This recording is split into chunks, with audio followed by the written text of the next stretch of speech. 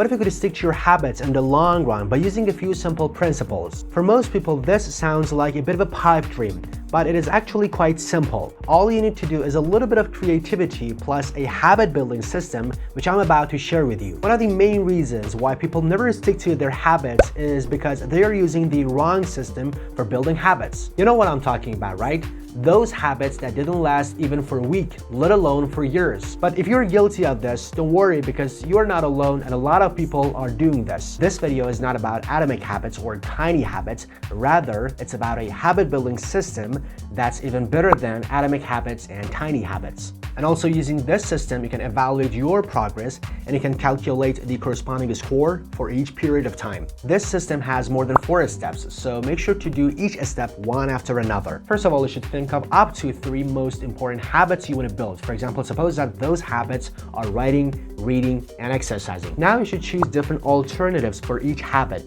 But what do I mean by alternatives? For example, going for a walk, running, and doing core exercises can be some alternatives for exercising. Choosing different alternatives is for flexibility purposes. For example, suppose that you are a writer and you chose your habit as writing X number of words each day. But what about those days when you have finished your book and now it's time to edit? So as you can see, in those days, your priority is not writing, rather it's editing. That is to say, the writing process involves a lot more than just writing. So you see, in order to be able to stick to your habits sometimes, and for some habits, you need to define different alternatives. This would give you more opportunities to be consistent with your habits. After defining different alternatives, then for each alternative, you need to define 4 versions: the show-up version, the easy version, medium version, and the hard version. The purpose of the show-up version is to keep your habit alive, because if your habit survives, then you can expand it later. And in our writing example, for example, 50, 500, and 1500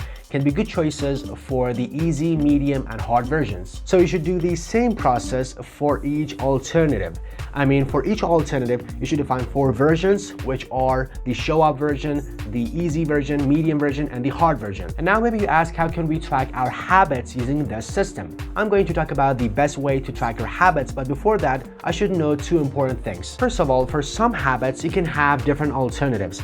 But for some other habits, you can have only one alternative, for example, like reading. Secondly, maybe for some alternatives, you don't have the easy version, the medium version, or the hard version.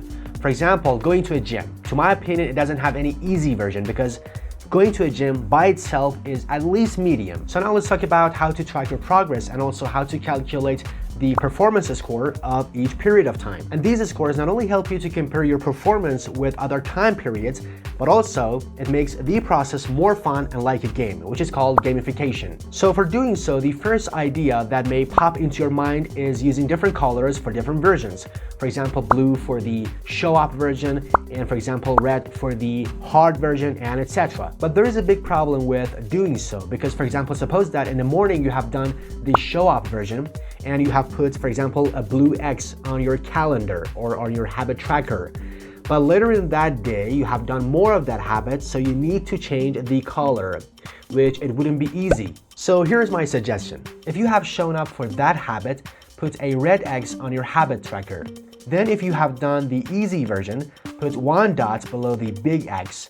For the medium version, put 2 dots, and finally, put 3 dots below the big X for the hard version. But let's talk about the game-changing part of this system, which helps you to make the process of building habits more fun. So here are the rules on how to calculate your scores.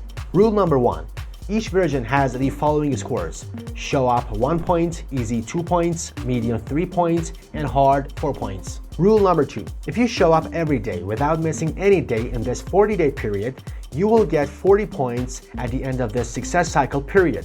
This rule encourages you to at least show up and keep your habit alive. Stephen Guise calls this system the elastic habits. Although I have done a lot of customizations, not a lot, but I have done some customizations in order to make it better and present it in this video, but Stephen Guise explains more about it in his book, which is called Elastic Habits. But if you have enjoyed this video, I would really appreciate it if you tap the like button, because it really helps the channel with the YouTube algorithm. Now I really suggest you to watch this video, which is on the screen now.